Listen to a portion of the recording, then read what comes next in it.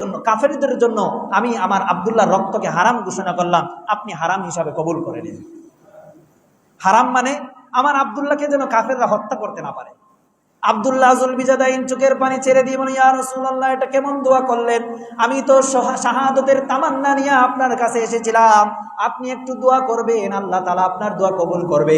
তাবুকের যুদ্ধে যাব, কাফেরদের বিরুদ্ধে ইসলামের পক্ষে যুদ্ধ করব, শহীদ হয়ে যাব, শহীদের মর্যাদা নিয়ে দুনিয়া থেকে চলে যাব, এর জন্যই আপনার কাছে আসলাম। আর আপনি দোয়া করলেন, কাফেরদের জন্য আমার রক্তকে হারাম করে দিলেন। রাসূলুল্লাহ বলেন, রে আব্দুল্লাহ, তুমি যদি বিছানার মধ্যেও মারা যাও, আমি নবী ঘোষণা করতেছি তুমি শাহাদাতের মর্যাদা পাইয়া মারা যাইবা। তাবুকের যুদ্ধ সামনে আসবে হযরত আব্দুল্লাহ যুলবিজাদাইন রাদিয়াল্লাহু আনহুর জ্বর আসলো। এই জ্বরের অবস্থায় উনি মারা গেছেন, জ্বরাক্রান্ত হয়ে মারা গেছেন। আল্লাহর রাসূল ঘোষণা করেছিলেন যে তুমি যদি বিছানায় পড়েও মারা যাও, তবুও শাহাদাতের মর্যাদা। আল্লাহ তার দোয়াকে কবুল করে নিয়েছেন। আল্লাহর রাসূল সাল্লাল্লাহু আলাইহি ওয়াসাল্লাম সর্বপ্রথম যার কবরের মধ্যে দাফন করার জন্য নেমেছিলেন তিনি হলেন আব্দুল্লাহ যুলবিজাদাইন রাদিয়াল্লাহু আনহু। হযরত আবু বকর উমর কবরের মধ্যে নামছেন দাফন করার জন্য, লাশটা ধরে নামাবেন। আল্লাহ রাসূল সাল্লাল্লাহু আলাইহি ওয়াসাল্লাম, আমাকে একটু সুযোগ দাও, আমিও নামি। সুবহানাল্লাহ বলবেন না?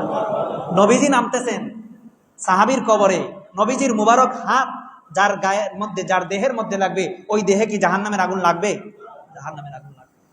আল্লাহর রাসূল সাল্লাল্লাহু আলাইহি ওয়াসাল্লাম কবরের মধ্যে নামায়া দিয়া এবার আকাশের দিকে তাকাইয়া বলেন, আল্লাহ, আমি আমার যুলবিজাদাইনের উপর রাজি আর খুশি হয়ে গেলাম, আপনি একটু মেহেরবানি করে রাজি আর খুশি হয়ে যান। আবু বকর রাদিয়াল্লাহু আনহু দোয়া শোনার পরে বললেন, হায় হায় আফসোস, এই কবরের ব্যক্তি, যে ব্যক্তি আছে সাহিবুল হুফরা, এই কবরবাসী যদি ওই ব্যক্তি না হয়ে আমি হইতাম আবু বকর, তাহলে আমার জীবনটা ধন্য হয়ে যাইতো, আমি জান্নাতের মালিক হয়ে যাইতাম। ইসলামের জন্য কতটা ত্যাগ করছেন, নবীজির জন্য কতটা ত্যাগ করেছেন আব্দুল্লাহ যুলবিজাদাইন রাদিয়াল্লাহু আনহু। আমি আপনি তো এরকম সিচুয়েশন এখন আসে নাই যে আমাকে ঘর থেকে বের করে দিয়েছে, আমার তো এমন সিচুয়েশন আসে নাই যে আমার পুরো সম্পত্তি দেউলিয়া হয়ে গেছে, হয়েছে, এরকম হয় নাই। নবীর মহব্বতে বাবা একটু নবীকে মহব্বত করে সুন্নতের উপরে একটু আমলটা বাড়াইয়া দেই না। নবীর মহব্বত নিয়ে আমি 5 ওয়াক্তের নামাজি হয়েছি, এখন তাহাজ্জুদ গুজার হয়ে যাই না। বারবার আমি আপনাদেরকে যেটা বলি, যারা 5 ওয়াক্তের নামাজি হয়েছি তারা এখন থেকে নিয়ত করে আমার তাকবীরে উলা চলবে না। যারা তাকবীরে উলার আমল করতেছি তারা নিয়ত করে আমার তাহাজ্জুদের নামাজ ছুটবে না। যারা তাহাজ্জুদের নামাজ পড়া শুরু করেছি তারা নিয়ত করি আমার এখন থেকে জিকির ছুটবে না। এরকম একটা একটা করে আমল করা শুরু করি না। নবীকে তো পাই নাই, নবীকে পাইছি, নবীকে দেখছি, দেখি নাই, কিন্তু নবীর দিদার তো স্বপ্নেও না হয়ে যেতে পারে, পারে কি পারে না? দুরূদ শরীফের আমল একটু বাড়াইয়া দেই না।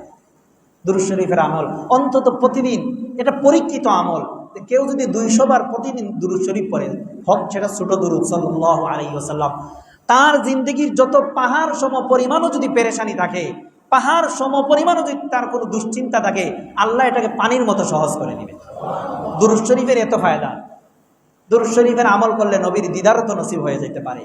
এর জন্য রসুলকে তো আমরা পাই নাই, রসুলের যুগ পাই নাই, কিন্তু রসুলের মহব্বতটা দিলের মধ্যে লালন করব, রসুল যেভাবে শেখাইছে রসুলের মহব্বত দিলে লালন করব।